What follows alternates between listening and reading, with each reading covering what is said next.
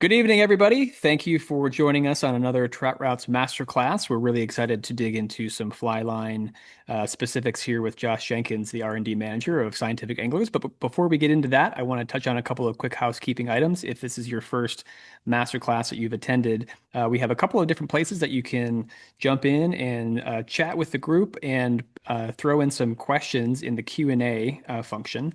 I've got Michael here from the OnXCX team that's going to be helping us out on some of those questions as we roll along. And then we do have some time here at the end of the conversation to address any additional questions you may have. And also keep in mind, this is going to show up on our YouTube channel after the fact. So we'll send out a link to that via email to all of you so you can reference the conversation down the road. With that, as we get rolling, I'll invite you to throw out in the chat where you're joining us from. It's always nice to see where folks are joining us. And sometimes that helps steer our conversation depending on what we dive into here. And if you've got other questions, throw them in that chat window. And then if you have specific questions about fly lines or specific questions for Josh, those could be dropped in the Q&A window as well. And with that, I'll welcome you all again. And Josh Jenkins, thank you so much for joining us tonight as we deep dive into all things floating fly lines. I'm really excited to have you on tonight. Yeah, thanks very much for having me. Hopefully, I can demystify a pretty confusing aspect of the sport for most people, but one that's highly valuable if you can get it right. Yeah, absolutely. I know I always learn a thing or two on these calls, so I'm looking forward to picking up a few tips and tricks here and there. But why don't you start off by just giving us a little bit of background about yourself and what you do over at Scientific Anglers? Yep. So, like Erik said, I'm the R&D manager at Scientific Anglers. We're a fly line manufacturer. We also happen to sell some other tertiary products related to fly line, leader, and tippet. But our main business is fly lines. I've been at SA for a little over 10 years now, and we were incorporated in 1945. So we just celebrated our 80th anniversary last year. So we've been around for a while. I'm mainly responsible for fly line design, fly line technology development. All of our fly lines are manufactured at our plant in Michigan. So I also get pretty heavily involved with the design of our equipment for manufacturing, and just optimization, process controls, things like that. And then I do all the development on our accessories as well. So I'm kind of the only in-house engineer and responsible for everything that entails engineering at SA. Right on. That's fantastic. I know I've used a number of SA fly lines over the years, and I think I've got some creek trout lines on my rigs Mhm. right now that have been performing well here for me in the driftless. But that's fantastic.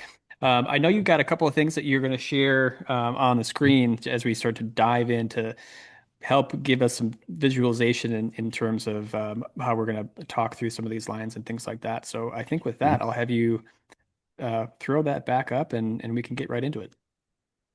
Okay, let me see here.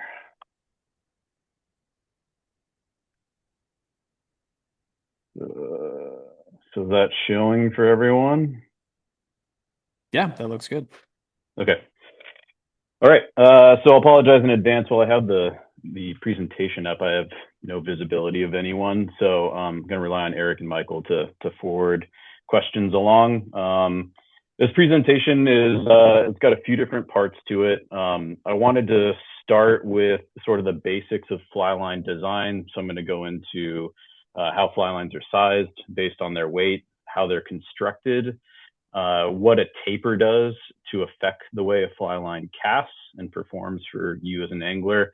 And then at the end, I've got a couple examples of different tapers that we design for specific purposes to hopefully sort of tie all those principles into practical use for all of you as anglers.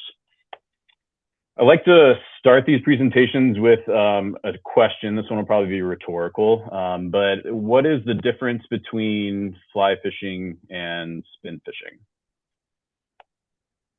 The main difference in my mind is when you're fly fishing, you're relying on the weight of the fly line to carry your fly to the fish, because the fly that you're fishing, with a few exceptions, is pretty much weightless.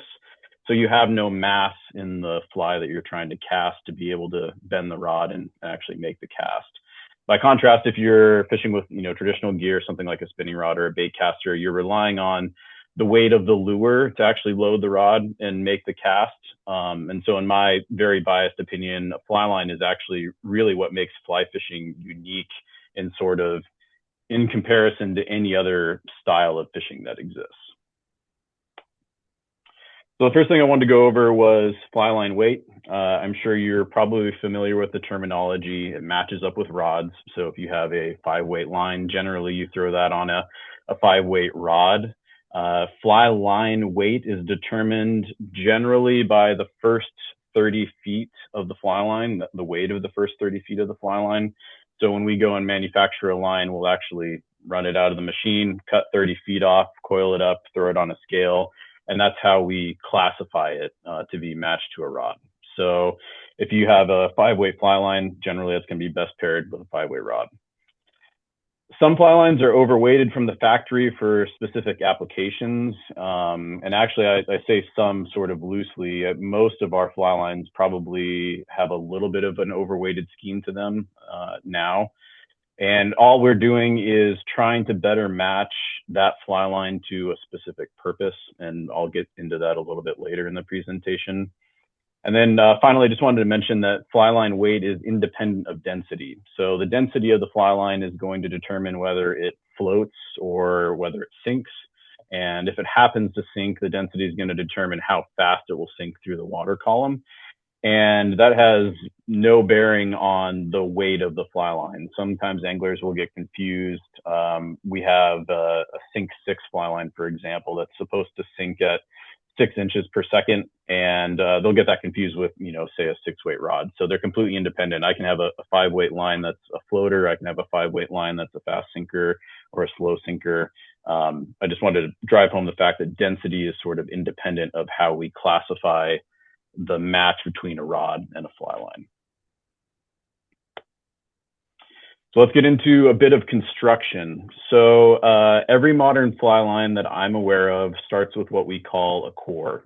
So the piece of the fly line that you interact with, the plastic coating, the part that you touch and hold as you're casting, is not very strong. It's actually very weak. And so in the center of the fly line, we need to have some sort of member that provides tensile strength to make it strong enough to fish. And we call that a core. And they come in a couple different varieties and strengths. But the main thing it does is provide strength for the fly line. And then in some scenarios, it'll actually provide a little bit of stiffness. And I'll get into that a bit later. Over top of that core at SA, we apply a primer that promotes adhesion between the core and the next step, the coating. And this is actually a hugely critical part for the durability of the fly line. You can imagine you have this core running through the center. You have this plastic sheath on the outside. If they're not adhered to each other very well, you're going to have durability problems, probably in the short term. So we take a lot of pride in formulating our primers and making sure we make a durable product that has really good stiction between those two components. Josh, I've got a quick question about that overcoating. I know there are some lines that I've seen that have kind of more of a textured feel to them versus a really smooth outer coating. I have an idea of what you might use those for, but could you talk a little bit about like some of those differences and why you might choose one over the other? Sure. So it depends on if the texture was intentional or not. So SA, we actually make lines that are textured intentionally. And so on the outside of this coating that you can see here up on the screen, we actually run it through a secondary process that puts dimples in the surface of the fly line.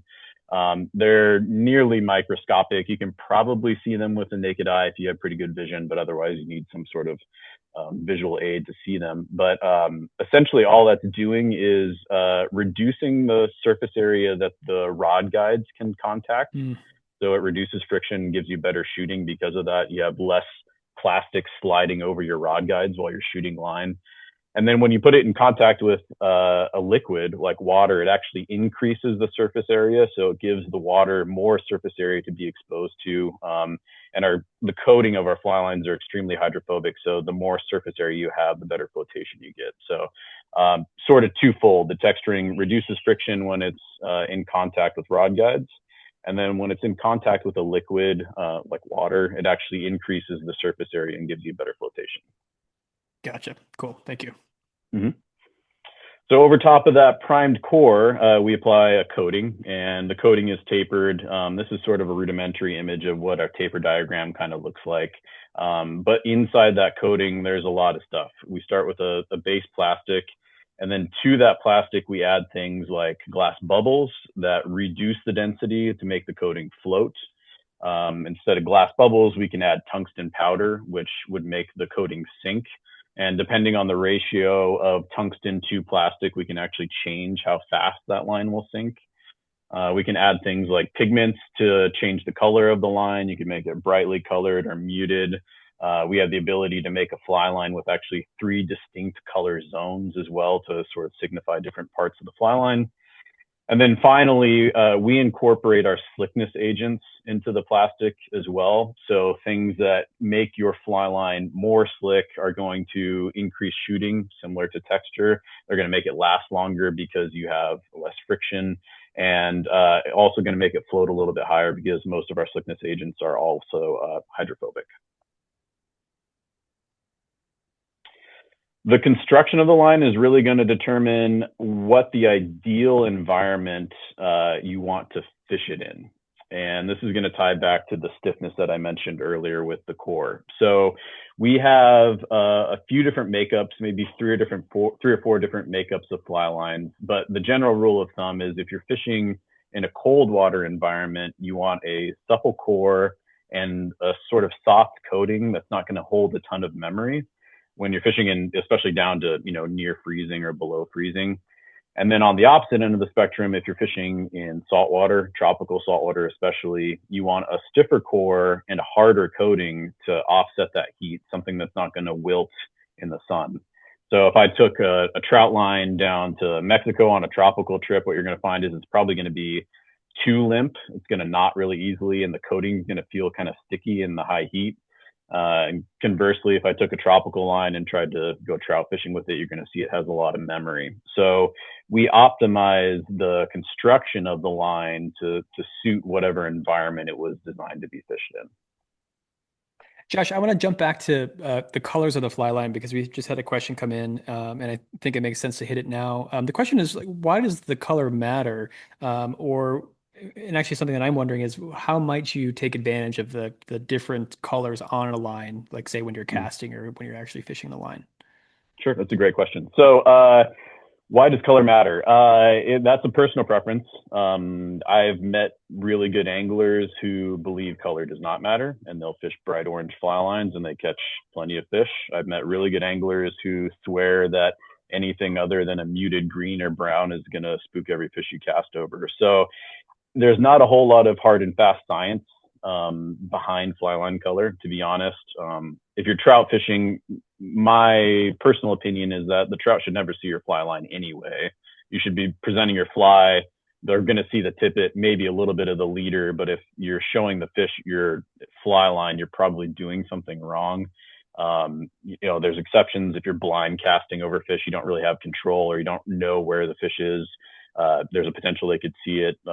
There's a lot of saltwater anglers that are super cautious about throwing bright lines. So that's a long-winded answer to say it's all personal preference. And the advantage of a bright line is you can see it in the air. It makes casting easier, makes management easier. The disadvantage is that some people believe it can spook fish. So that's my trope on fly line color. The reason we mark different areas of fly lines is mostly to give you an indication of where the back end of the head is on a way forward fly line. So let's take our amplitude line, for example. There's 3 colors. So you have the very tip of the fly line, which is closest to the fly. Generally, there's going to be a section of 4 or 5 feet that's a separate color, and that's because that's actually a higher float coating. So on our top end lines, we use a dry tip technology that has essentially more micro balloons in it and makes that first zone float higher. That material itself is not very durable though, because it has so many bubbles in it. So we only use it for the tip, a portion of the line that's generally not going in and out of the rods. And then the next color break is going to be at the back of the head. And that kind of signifies how much line you can easily carry in the air. So if I'm false casting in the air, I know I don't really want that running line head color break out of the rod tip. Otherwise, my casting is going to get a little bit clunky. So the one closest to the tip isn't necessarily functional from a visual standpoint. It's functional from a flotation standpoint. And then the one between the head and the running line is functional from a visual standpoint, just as a cue to let you know, hey, don't have too much line out while you're false casting. Yeah, I was going to say I've certainly had moments where like I'm recognizing that color change as I'm trying to make a longer cast, for example, and I am using that as sort of a reference point to know, all right, if I'm seeing this color in my hand, I know I have X amount of line out on the water or in the air as I'm false casting. It could be kind of a helpful marker to gauge that cast distance in some cases.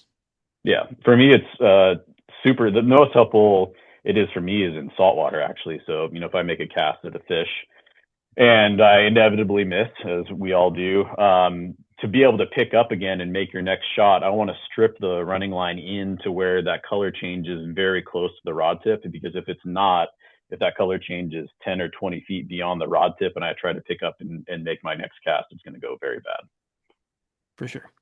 I'm sure we could spend the rest of the hour debating pros and cons of bad. camouflage color schemes. I'd be curious if anyone in the chat wants to drop in how they feel about particular line colors as we keep moving on. Yep. And the good news is we make both. We have muted colors and bright colors just for that purpose. So you can choose, pick and choose.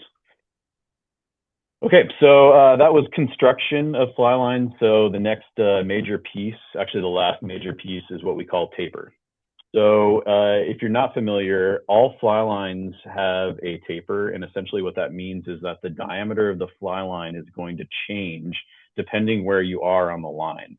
And what we're doing is we're building mass and pushing it to different areas of the fly line to get different casting characteristics. So by making the diameter bigger, we get more mass. By making the diameter smaller, we get less mass. And that's how we get to this terminology of taper. Categorically, for fly lines, there's two major taper styles. The first one is the double taper, which we don't sell a ton of anymore. It's the top one here. And then by far our most popular is what we call a weight forward. They're made up of mostly the same components. So anything that is a large diameter and level, so the diameter is not actually actively changing, it's just one consistent diameter, is what we call a belly. And then anything that tapers up or down is called a taper. The one closest to the fly is called the front taper, and the one closest to the reel is called the rear taper.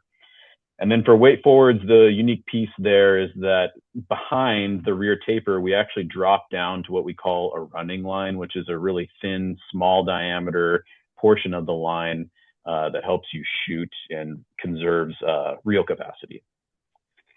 Double tapers are great for a few reasons. You can reverse them.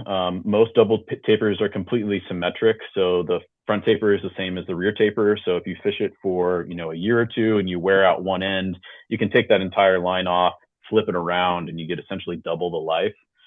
They're also good for mending. So if I land a cast, I'm fishing to a rising fish, land the cast, and I need to mend, it's much easier to mend larger diameter line that has a little bit of mass to it. And a double taper, essentially the whole length of the thing has mass. So you have really great mending ability. And also because of that mass, essentially throughout the entire length of the line, you have good accuracy, because if you have the ability to false cast that much line, you can essentially carry a whole double taper in the air. Carrying running line on a weight forward gets a little bit tricky because you don't have enough mass to keep it aerialized, but a double taper, if you have the casting ability, you can carry a very long distance of line in the air. By contrast, though, weight forward, you get easy distance because of the running line. So if you have an application where you want to carry just a little bit of line in the air while you're false casting and then shoot line, weight forward is the best for that. As soon as you drop down to that small running line, you lose a lot of mass, you lose a lot of friction, so it's a lot easier for the line to carry out. It requires less spool capacity as you drop down to that smaller running line, so you can use more backing. So scenarios where you might actually see your backing, like saltwater fishing, that can come in handy. And then because we're actually using the rear taper in a portion of the line that you're going to cast, we can get more complex tapers and you can specialize those tapers more for specific uses. So we have a lot more use specific weight forwards than we ever do double tapers, just because now that rear taper is in play for actually affecting how you're going to fish the line. So with the taper set, I'm just going to use a weight forward here as an example because it's what we sell most of. I can start to change the lengths of these tapers to get different effects. So in this middle example, if I make the front taper really long, I'm going to move a bunch of that mass towards the back of the head. And that's going to create a line that is more delicate. So that would be something that's better suited for small dry flies. Conversely, if I pushed a lot of mass to the front end, right where that leader meets up with the fly line itself, if I make that really big in diameter, it's going to make a line that turns over aggressively, that has a lot of power. And so that would be better for large flies.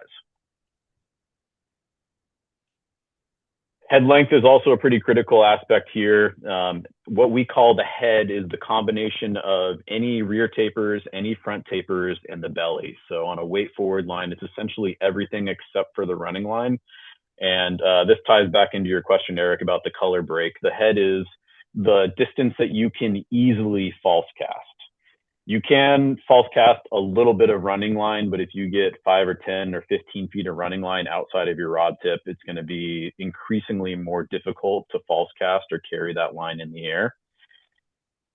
So if we consider the taper from before and differences in head lengths, we can start to build out a matrix of how these tapers are designed and what they're going to be best for in use application. So the blue one has a really long head length, but still that long, fine, delicate front taper. So that's going to be better for small flies in accuracy. If I take that same profile and I shorten the head length, it's still going to be better for small flies generally, but now it has a shorter head length, so it's going to be better for shooting. And then you have the yellow and green example that show the same thing. Now we have an aggressive taper that's going to be better for large flies with a short head length in the yellow and then green head length or a long head length in the green. We don't generally make lines like the orange one or the green one. Usually if you have a delicate line, you also want a long head length. And on the other side of the coin, if you have a aggressive taper, you generally want a shorter head length, but I'm just putting it up here for demonstration. Any questions on construction or taper, anything like that before I move on to some essay tapers? I'm not seeing any in the chat. Once again, if you all do have questions, there is a Q&A window that you could drop them in. So feel free to throw anything in there. But just to kind of reiterate it, it sounds like you're effectively shifting around where the majority of the weight is, either closer to the fly or closer to the reel Mm-hmm. to sort of adjust, the tactics that you might be trying to accomplish. So small flies versus large flies, moving that weight further forward is helping carry more of the, or I guess transfer more of that energy from your cast to the end of the line to get those larger flies turned over Mm-hmm. versus the opposite of trying to be a little bit more delicate with your presentation, shifting that weight back. It sounds like I'm following the kind of the foundation of that, Yeah. right? Yep, that's precisely it. And then you throw in the third aspect of whether or not the line is overweighted. So Sure. generally with an aggressive taper or something like the yellow or the green up here, we would probably also overweight that fly line, something like, a full size or two sizes, something like that. Just because an overweighted line and an aggressive line go hand in hand. They're actually really well married together. And then if you have a line that you want to specifically cast really small flies, like the blue or the orange one, we're generally going to make that lighter just because it, again, pairs better with small flies that the taper was designed for. Without getting too off track, I wanted to touch back on like overweighted lines real quick because I Mm-hmm. think that might be something on some other folks' minds. Mm-hmm. Um, do you think that overweighting is kind of a reaction to the way that rod design has progressed recently where rods are being designed to be faster, faster action, basically convert energy, quicker. Mhm. And the adjustment in fly line technology has a reaction to that to help pair the right line with a rod so that you aren't underweighting by accident or Sure. um, maybe the opposite. I'm not sure. No, that's precisely it. And it sounds a bit like an excuse on my part because I'm sort of shirking responsibility. But the main cause was this trend in rod design of fast action, right? Because it's a sexy marketing piece for rods. I guess with a few exceptions, there are people that want to seek out specifically a slow or medium action rod. But when you think about the average consumer, fast action is gonna resonate the most with someone making a purchase decision on fly rods. The problem is that if I sell someone a true fast action rod, most anglers don't really have the ability to load it properly with an AFTA standard weighted line. And so line manufacturers like SA are kind of caught holding the bag, sort of trying to make up the difference, if that makes sense. And the piece that I always go back to is there's only two pieces of regulated equipment in fly fishing. One is the weight of the fly line. So we have an industry association that basically came out and said if you have a 5 weight, it needs to weigh 9.1 grams over the first 30 feet, et cetera, all the way up to a 14 weight. And then the other one is actually the size of the feet on reels, just so if you have any reel, you can put it on any rod. Sure. So my excuse that I always go back to is if I make a 5 weight fly line, but the majority of people can't cast it on the commercially available 5 weight fast action rod, is that 5 weight fast action rod really a 5 weight? My opinion is not truly, but it's it's sort of up to line manufacturers to make up the difference, and we do the best we can. Yeah, for It's not sure. a I mean, perfect solution. I think there might be a couple different directions. Like, on the one hand, it's a way to help provide a line that will pair easily with a rod of the same weight without having to get into the real nitty-gritty of, you know, total, grain weight and the complexities of Mm, the rod design. But I think, if you could touch on maybe why you might intentionally overline your rod or put a line on your rod that is uh, heavier than the weight of the rod itself, and if there's applications that sure. make sense there. Yeah. So I think one other thing I'll touch on before I dive into that is just the fact that especially modern graphite rods can handle an incredible range of mass. And the easiest way to demonstrate that is to just think about taking a AFTA standard line, so a line that's not overweighted at all. If I cast it and I only have 30 feet of fly line out of the rod tip, I'm getting exactly the prescribed weight for a fly line, right?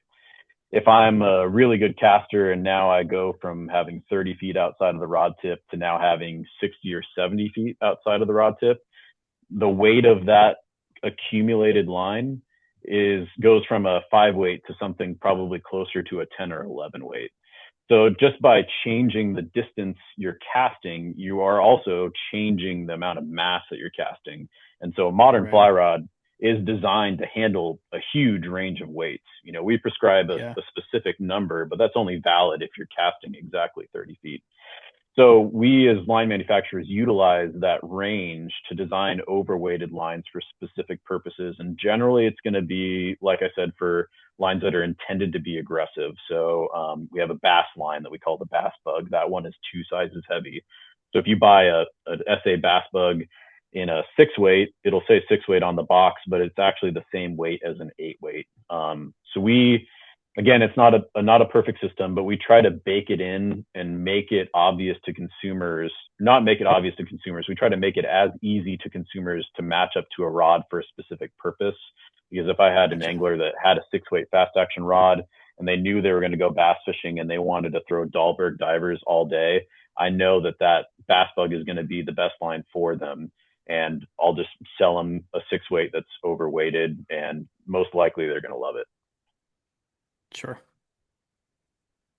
Hey, Anthony asked at what level of casting ability should the anglers pay more attention to these levels of fly breakdown? So I'm assuming anything um, related to that as far as entry level or What do you mean by fly breakdown, I guess?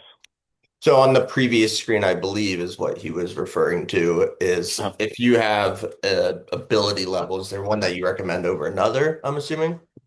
okay. So again, generally, an overweighted line is going to be best for beginners. You just get an easier load in the rod. It's much easier on the timing of your cast. So if you have an overweighted line, you can actually sort of take your time with your back cast and your forward cast. It gives you more time to correct for mistakes. If you have a fast action rod with a true to weight fly line, your timing has to be impeccable, and you have to be able to put a lot of energy into the rod itself with your hand. So beginners are going to be better suited to overweighted lines. I like overweighted lines for really large flies, and then I also like overweighted lines for scenarios where I can run into the wind pretty consistently. So flats fishing, for example, if I go on a trip and it's blowing 20, I'll take an overweighted line over a true to aft standard line any day.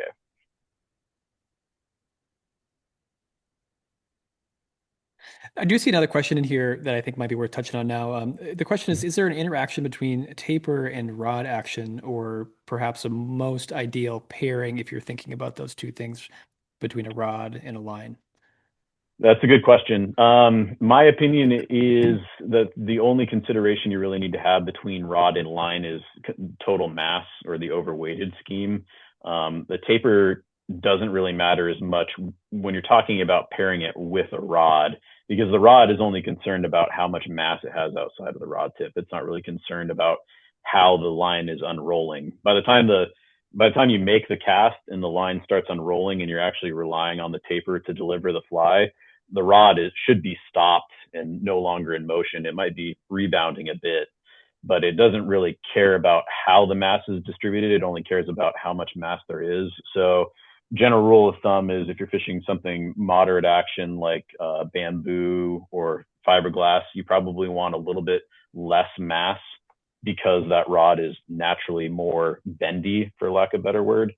If you pair it with a modern fast action graphite rod, that's where you can get into overweighted lines, just because we know that the stiffness of that rod can handle a little bit extra.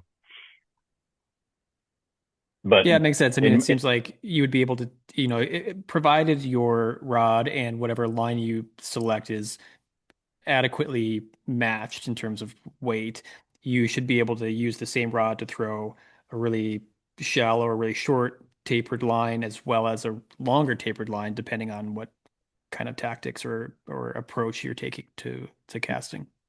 Yep. I do think taper matters in your personal preference and how you cast. I just don't think it matters a whole lot in relation to the rod. And I am sort of in a minority of opinion there. There's a lot of people that believe that the taper absolutely matters in how a rod casts. So I'm just giving you my opinion. But it does make a difference in how the fly is delivered, and it can make a huge difference in whatever style casting you use or whatever ability level you have in your casting journey. Yeah, I suppose this is a great time to throw a quick shout out to your favorite fly shop. And this is, if you're looking for a new line and if you have a shop that has the ability to let you cast some different options with either your own rod or a rod that you're interested in, try a few things out because you may notice that a particular taper or particular weight of line is easier for you to cast versus not, and things like that. Mm-hmm. Cool. Okay, so last four slides are current SA tapers, and we have them in a couple different families. But what I wanted to do is go over four trout fishing scenarios and the line design for that scenario and why it is effective in that style of fishing. So the first one I have up here is what I call the dry fly purist taper. The most applicable line that SA has is what we call trout expert. And there's a couple of reasons why it's best for dry fly fishing. First and foremost, it has a very long, fine front taper for delicate delivery. If you can see there's a diagram, a taper diagram. So if you go on SA's website or if you get one of our catalogs, every line is going to have a taper diagram like this. And this is essentially just giving you a visual indication of how the mass is distributed. It's everything that I just talked about in the previous few slides. So you can interpret a lot actually just by looking at the taper diagram if you know what to look for. So this line has a front taper that's about 13 or 14 feet, which by fly line standards is really long. So it's going to turn over very delicately. You can probably still turn over a pretty long leader, but it's not going to have a bunch of power at the end of that cast. It has a really long head length, nearing 70 feet. So I can carry a lot of line in the air. You know, if I'm out on some western tailwater and I've got a rising fish 50 feet away, I can carry 50 feet of line to it and drop that in. And then also because of that long head, once I deliver the fly, I have the ability to mend it, you know, to get a drag-free drift. The Trout Expert is also at the standard weight, so it's not overweighted at all. So this is going to be better paired to more advanced casters. And because it's not overweighted, that's just another point for it delivering softly and, you know, laying down a size 22 trico with ease.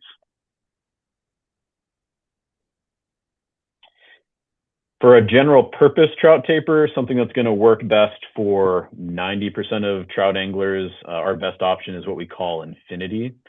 So it has a medium length front taper. It's about half of the Trout Expert from the previous slide. Has about a mid-length head, what I would consider a mid-length head at 50 feet.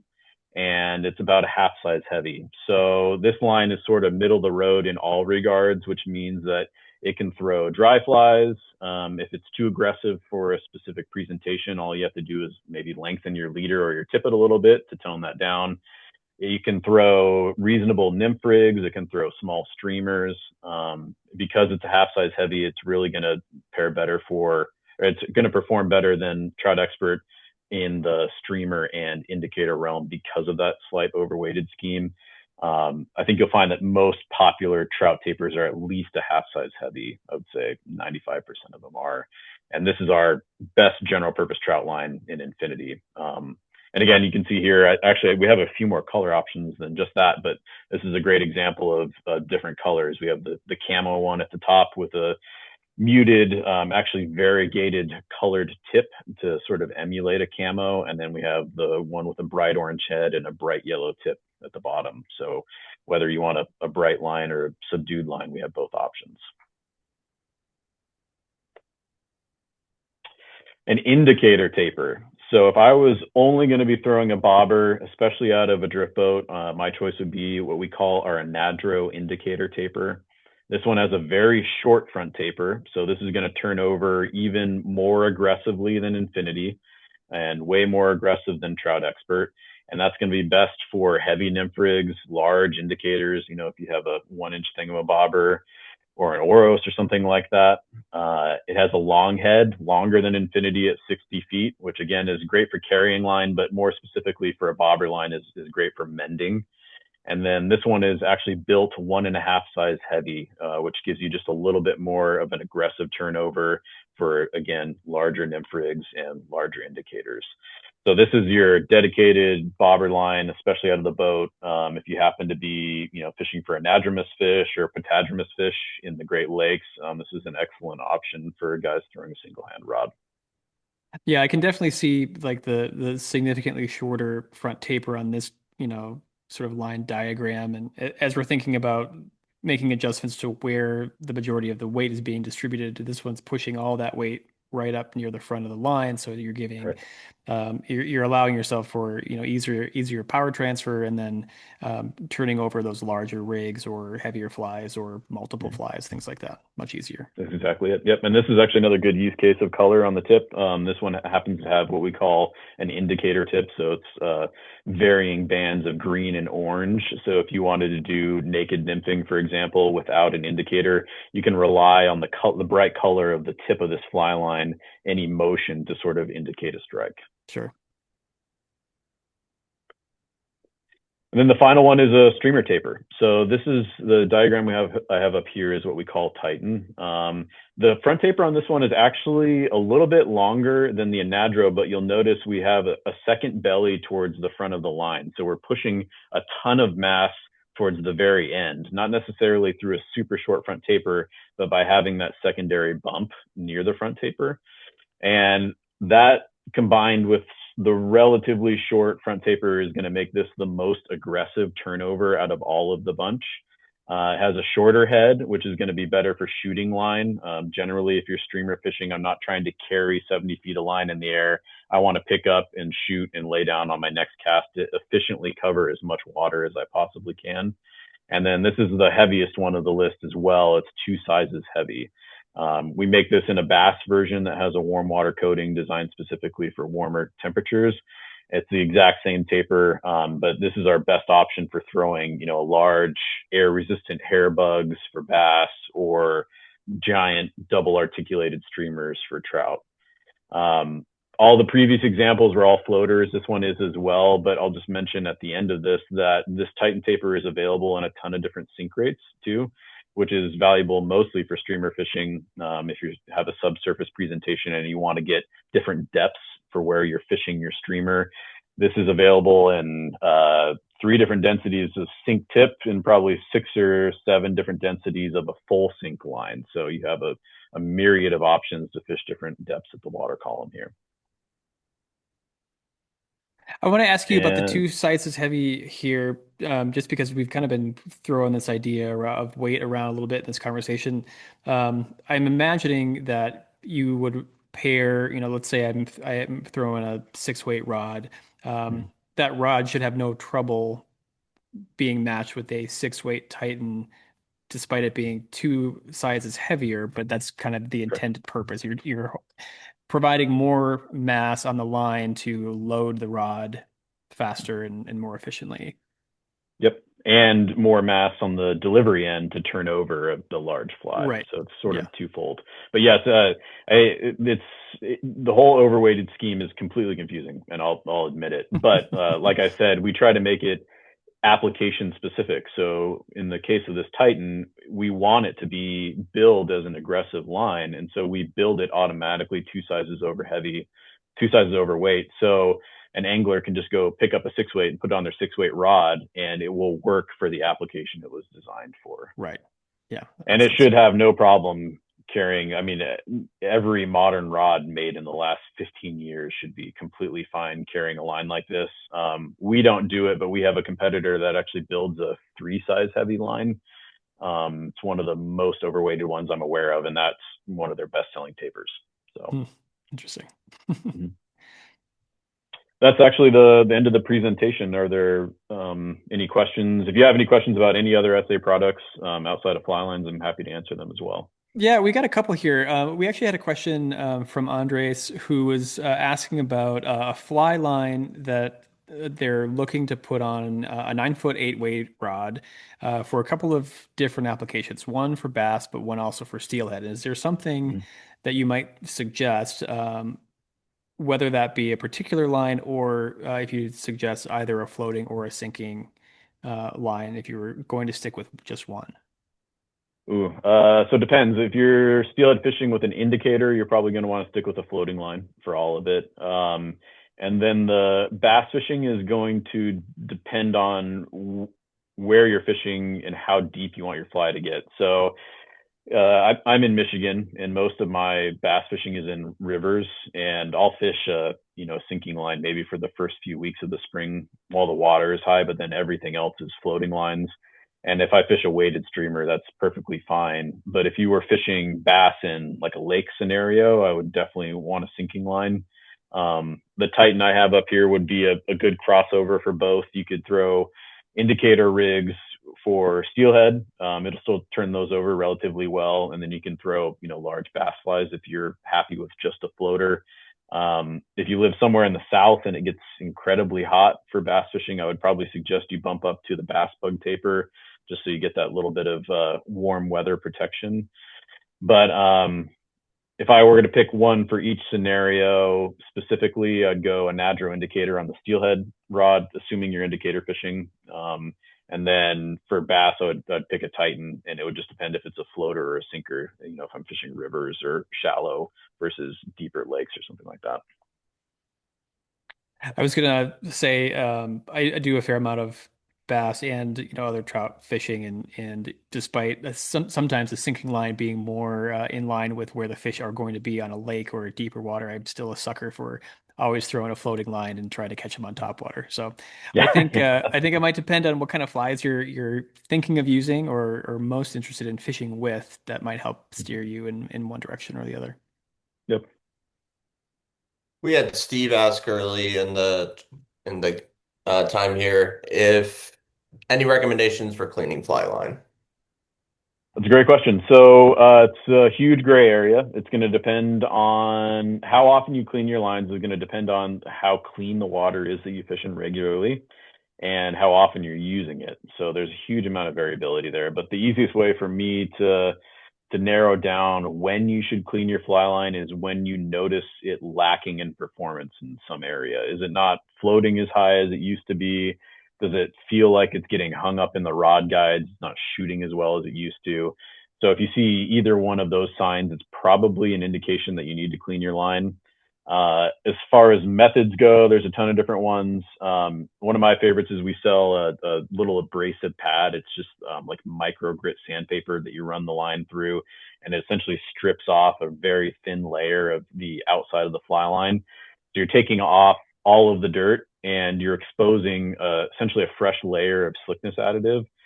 In my opinion, that's the best way to get a line back to peak performance. But you can also use things like Dawn dish soap, a couple drops in warm water. You don't need a ton, and you have to be sure it's a pretty mild detergent. It can't have any solvents or bleach in it. Let the line soak in there for a little bit, and then run it through a dry rag, and it'll take all the dirt off too, generally. Nice. And then David asked, do you have any guidelines regarding tippet length and type of taper?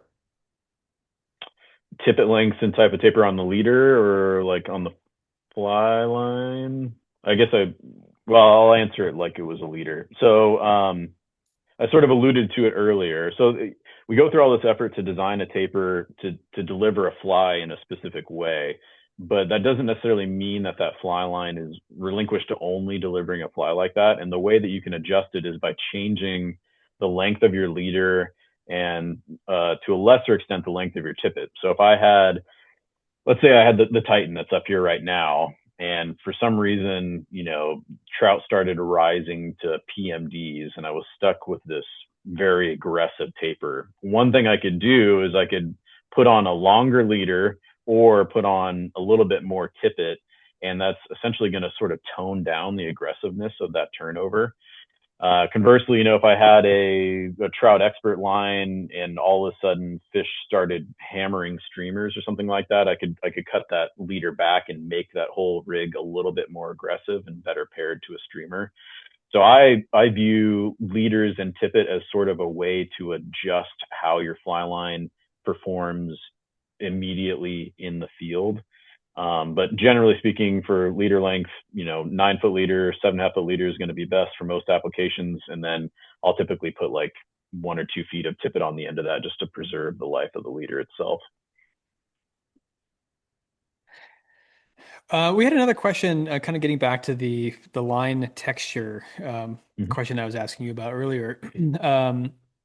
Derek is asking, because it sounds amazing with all those benefits, are there any reasons that I would not want to use a textured line and just go Sure. with something that's very smooth? Yeah.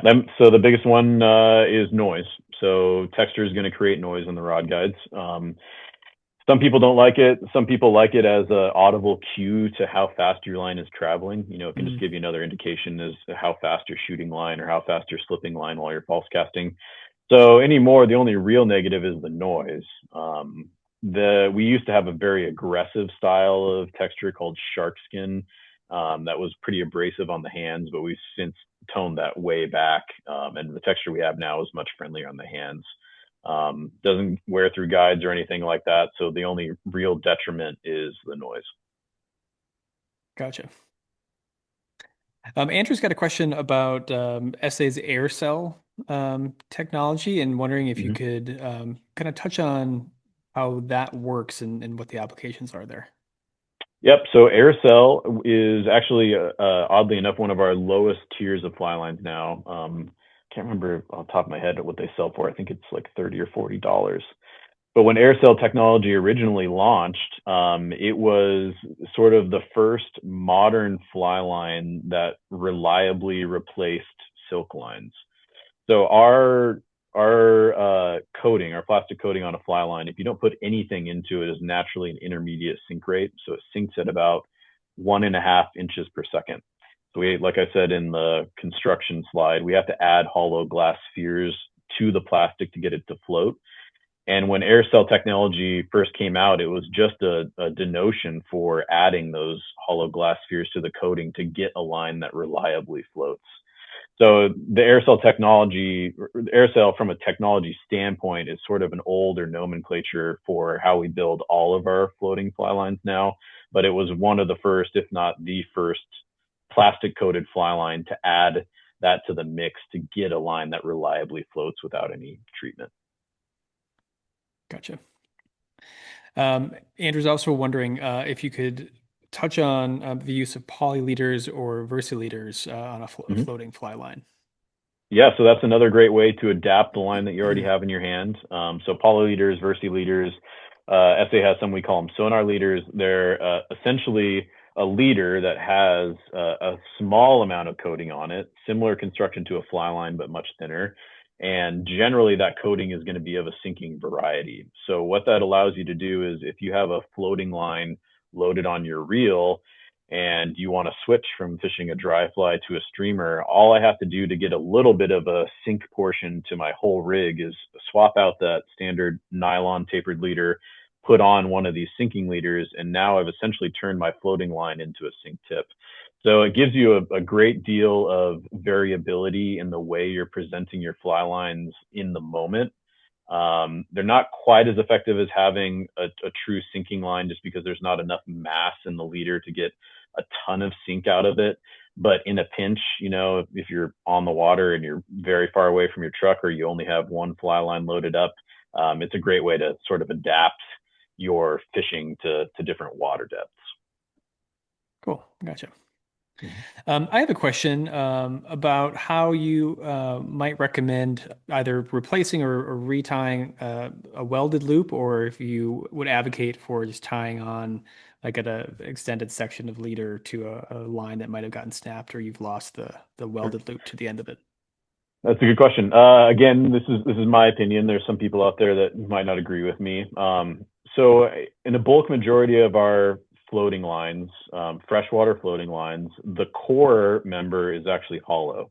It's a braid. So at the center of the fly line, there's this braid, and then at the center of the core is actually a hollow chamber, and that provides a significant amount of flotation for floating lines. By welding a loop on the end, doubling it over on itself and welding the plastic back to the main standing line, we're sealing off that air chamber so no water can get on the inside.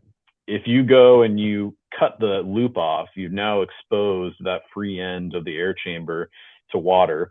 And through capillary action, eventually there's going to be a little bit of water that will get up into the fly line tip, and it's going to change the way it floats. It might not make it sink all the time. It might change it enough just to where it sinks in turbulent water, or if it gets really bad, it may start sinking all the time.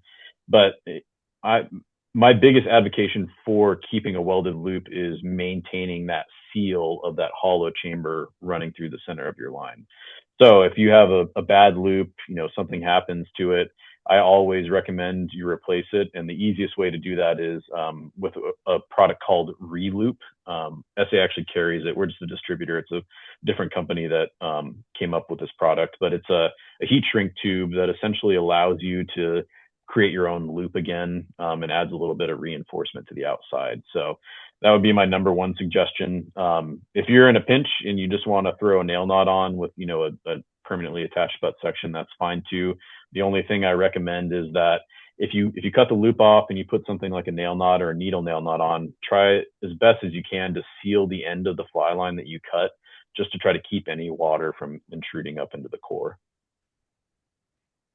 Gotcha. That makes sense. I know this probably will have many variables attached to it, but how often are you changing fly lines? And I'm thinking of this from How a often am I changing fly lines? or how often might you recommend someone use a fly line until it's time to replace it? So that again, that's a tough one to answer directly, but it's similar to cleaning a fly line. The best way is just to start to look for signs. So if you had a line that's sinking or not shooting well, and you've tried cleaning it, and cleaning is no longer refreshing the line to an acceptable level, that's a pretty surefire sign that the line's probably worn out. Um, Most people will get to the point where the coating starts to crack. So if you load it on your reel, you'll see like circumferential cracks along the outside of the coating. And that's a pretty surefire sign that the line needs to be replaced. Again, mostly because once you get a crack in that coating, now I can have water intrude into that core essentially along the entire length of the line. It's going to start to change the way that it floats. So I look for things like, performance degradation that can't be solved by cleaning, and then cracks, and that's generally the sign that you need to replace it. How long a fly line lasts is going to depend on how often you fish it, how hard you fish it, and how well you maintain it. So, For sure. No, I think that's a good suggestion is thinking of it the same way that you might be thinking about how often you should be cleaning it. Keep an eye out for any of those obvious, cracks or defects, or if the line starts to behave in ways that you're not intending, it might be time to swap it out. mm-hmm. We're getting down to the last couple of minutes here. One, I think, question maybe we can throw out to wrap it up, because I think we've hit just about everything else in the chat. And this one's coming in from someone who asks, "What are you working on, and what's the next big thing coming from you in SA?" And I might even just add, uh, is there anything that you're really excited about that you're working on that you could share that might not be giving away too many secrets? Ooh, I mean, I've got a couple irons in the fire. Most of them are pretty long-term projects. I'd say at least 2 or 3 years out.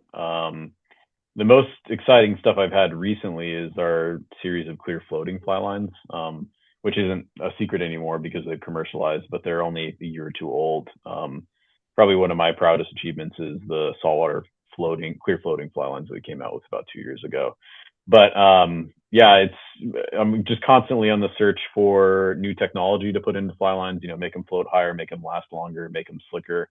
So that's sort of the consistent pursuit from a fly line perspective is trying to make these things perform as best as they possibly can. Right on. That was an easy way to shirk giving away any No, secrets. that's okay. I hear you. It's hard to get into too many of the details without showing off your whole hand, but I appreciate it. Yeah, Josh, thank you so much for joining us this evening. Michael, thanks for sticking around to help us out with the chat. It was a pleasure getting to chat some of these specifics with you. And I know I've got a couple of things that I'm taking away from this conversation. And I know a lot of our users and audience have been asking for this kinds of deep dive into certainly at least floating fly lines and some things that they could apply to their own fishing. So thank you for the time. I sure. really appreciate your time this evening, and thanks for the conversation. Yeah, can I give one last plug? Is that okay? Actually, Yes, towards please the end. do. Please do. So, fly line world is completely confusing. I'm not going to make any arguments against that. I just want to give a shout out to SA's customer service department. So it's in scientific anglers' best interest to get you the right fly line for the application. We have no benefit from you getting the wrong fly line and not enjoying your experience. So if you ever have any questions about fly lines, as basic as they may be, I encourage anyone to reach out to our customer support line. You can call SA, you can reach out via email, and they'll be happy to take any of your questions and try to get you the best fly line fit for whatever you're pursuing. Excellent call out. Yeah, The CX teams on all fronts are doing an awful lot of work behind the scenes, and we absolutely appreciate them. Michael, you vital, included. vital. Yeah. As a quick reminder to everybody, this is going to go up on YouTube by the end of the day tomorrow, so keep an eye on that. And you can quick reference back to the conversation on the Trout Routes YouTube page. And if you've got other questions, Trout Routes or Masterclass related, please shoot those our way. You can always get a hold of us at support@troutroutes.com. Always happy to answer any of those specific questions or get in touch to help find you the right contact over at SA if we need to set you up with someone on their side as well. So thank you all very much for joining us. We're going to sign us off here and enjoy the rest of your week. Thanks.